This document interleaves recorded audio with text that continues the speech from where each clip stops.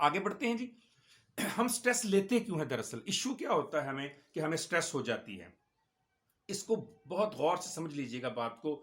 بہت ہی اہم بات ہے کہ دراصل سٹریس ہمیں ہوتی کیوں ہے.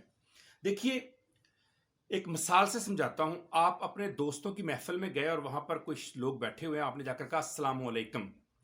سب نے جواب دیا, ایک نے جواب نہیں دیا. آپ نے ہاتھ بڑھایا السلام علیکم کہنے کے, اس نے ہاتھ بھی نہیں پکڑا. اب ذرا سوچئے آپ کا کیا ریئیکشن ہوگا, کیا رسپانس ہوگا. ڈیفینیٹلی آپ سوچیں گے بڑا روڈ آدمی ہے, اس کا بیہیویئر اچھا نہیں ہے, اس نے میرے سے ایسا کیوں کیا, کیا وجہ تھی کہ اس نے میرے ساتھ برا سلوک کیا. اب آپ کے ذہن میں سٹریس آ جائے گی. یہ سٹریس پتہ میرے ذہن میں کیوں آ رہی ہے؟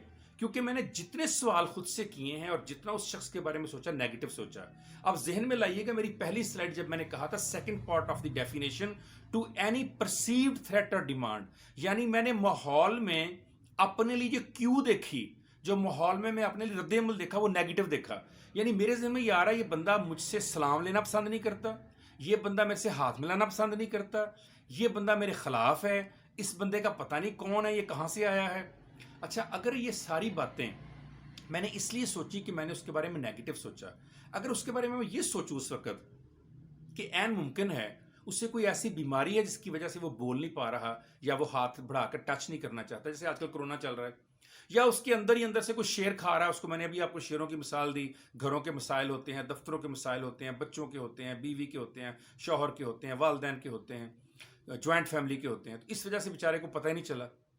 اب کیونکہ میں نے پازیٹیو نہیں سوچا, اگر میں پازیٹیو سوچتا تو میں اس کے بارے میں کبھی سٹریس نہ لیتا, کیونکہ میں نے سوچا ہی نیگیٹو.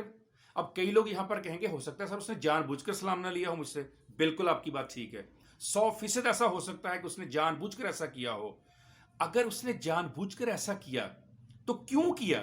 سوچنے کی بات. اس لیے کیا نا کہ آپ سٹریس کا شکار ہوں, آپ پریشان ہو جائیں, آپ رسپونڈ کریں, آپ ریئیکٹ کریں, آپ بیمار ہوں, اور میں ہو گیا تو وہ تو اپنے مقصد میں کامیاب ہو گیا. مجھے تو چاہیے کہ وہ کوشش بھی کرے مجھے سٹریس دینے کی, میں نہ لوں. اسے کہتے ہیں سٹریس آؤٹ یا پرسیپشن آف دا سچویشنز. یعنی چیزیں ہمیں سٹریس نہیں دے رہی. میں اس لیے سٹریس کا شکار نہیں ہوا کہ اس صاحب نے مجھے سلام کا جواب نہیں دیا, ہاتھ نہیں ملایا, حال نہیں پوچھا. نہیں, میں اس لیے سٹریس کا شکار ہوا کہ میں نے اس کے بارے میں نیگیٹو سوچا. اگر میں پازیٹیو سوچتا تو میں کبھی سٹریس کا شکار نہ ہوتا. وہ تو اپنا کام کر کے آرام سکون سے بیٹھا ہوا ہے, یعنی سلام نہ لے کر مجھ سے, اور میں جہاں بیٹھا ہوں میرے ذہن میں آ رہا ہے اس نے مجھ سے سلام کیوں نہیں لیا. میں نے اس کی خاطر اپنی زندگی خراب کر لی. یوں کہہ لیں کہ میری زندگی کا سٹیئرنگ جو تھا, گاڑی کا سٹیئرنگ, اس کے ہاتھ میں چلا گیا. اب مجھے وہ گھما رہا ہے, وہ خراب کر رہا ہے, وہ ٹھیک کر رہا ہے. کون ہوتا ہے وہ مجھے ٹھیک کرنے والا؟ اسی وجہ سے ڈاکٹر ہینس سیلے نے بڑا خوبصورت جملہ لکھا, it is not stress that kills us, it is our reaction to it. ہمیں سٹریس نہیں مارتی, اس سٹریس کا جو رد عمل ہم دیتے ہیں وہ ہمیں مارتا ہے. سو اپنا رد عمل پازیٹیو کر لیں. صورتحال جیسی بھی ہو, حالات جیسے بھی ہوں, پازیٹیو سوچیں. آگے میں آپ کو بتاتا ہوں کیسے سوچنا ہے. کہتے ہیں سالو دا پرابلم اور لیو دی پرابلم. یا مسئلے کا حل کریں یا مسئلے کو چھوڑ دیں. Do not live with the problem. مسئلے کے ساتھ رہنا نہ شروع کر دیں. اس لیے انگریزی میں کہتے ہیں if you are not part of the solution then you are part of the problem. اگر آپ مسئلے کا حل نہیں ہے تو آپ خود ایک مسئلہ ہیں. تو مسئلے کا حل کیجئے, نہ کہ مسئلے کے ساتھ زندہ رہنا شروع کر دیجئے.